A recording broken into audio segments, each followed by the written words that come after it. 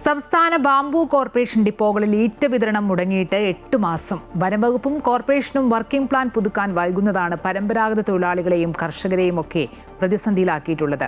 October മുതൽ May വരെയുള്ള ഈറ്റവെട്ട് season പൂർണ്ണമായി നഷ്ടമായതോടെ പത്തനംതിട്ട ഡിവിഷനിലെ പ്രമുഖ ഡിപ്പോകളെല്ലാം ഇപ്പോൾ കാട് മൂടിക്കിടക്കുകയാണ്. ബാംബു കോർപ്പറേഷന്റെ പത്തനംതിട്ട ഡിവിഷന് കീഴിലുള്ള പൂങ്കാവ്, തോലൂഴം, ശാസ്താംകോട്ട, താമരക്കുളം ഡിപ്പോകളാണ് 8 മാസമായി ഒരൊറ്റ ഈറ്റ പോലും എത്താതെ നിശ്ചലമായിരിക്കുന്നത്. ഇതിൽ എ ക്ലാസ് മാതൃകാ ഡിപ്പോയായ പൂങ്കാവിൽ മുന്തിയ ഇനം ഈറ്റ തേടി നിരവധി പേരായിരുന്നു എത്തിയിരുന്നത്. എന്നാൽ ഇന്ന് ഈ ഡിപ്പോകൾ കാടുമൂടി നശിക്കുകയാണ്. ഒക്ടോബർ മുതൽ മെയ് വരെയുള്ള പ്രധാന ഈറ്റവെട്ട് സീസൺ പൂർണ്ണമായും നഷ്ടമായതോടെ പരമ്പരാഗത തൊഴിലാളികളും കർഷകരും കടുത്ത പ്രതിസന്ധിയിലായി.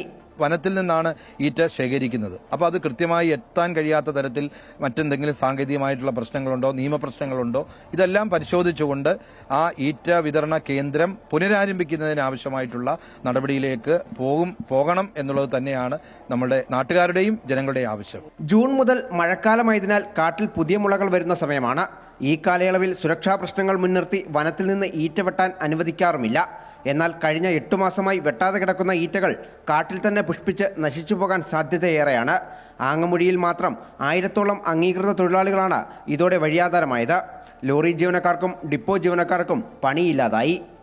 വനം വകുപ്പുമായി ബന്ധപ്പെട്ടുള്ള ചില നിയമപ്രശ്നങ്ങൾ ഉണ്ട് എന്നാണ് അറിയാൻ കഴിഞ്ഞിട്ടുള്ളത്. തീർച്ചയായും അത് വനം വകുപ്പിന്റെ ശ്രദ്ധയിൽ കൊണ്ടുവരും.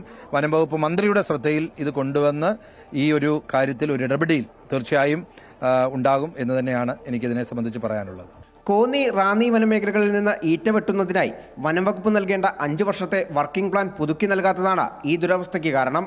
കാലാവധി കഴിഞ്ഞിട്ടും വനം വകുപ്പ് അനുമതി വൈകിപ്പിക്കുകയാണെന്ന് ബാംബു കോർപ്പറേഷൻ കുറ്റപ്പെടുത്തുമ്പോൾ കോർപ്പറേഷൻ അധികൃതർ യഥാസമയം അപേക്ഷ നൽകി പ്ലാൻ പുതുക്കാൻ ശ്രമിച്ചില്ലെന്നാണ് വനം വകുപ്പിന്റെ വാദം. അമൃത ന്യൂസ്, പത്തനംതിട്ട.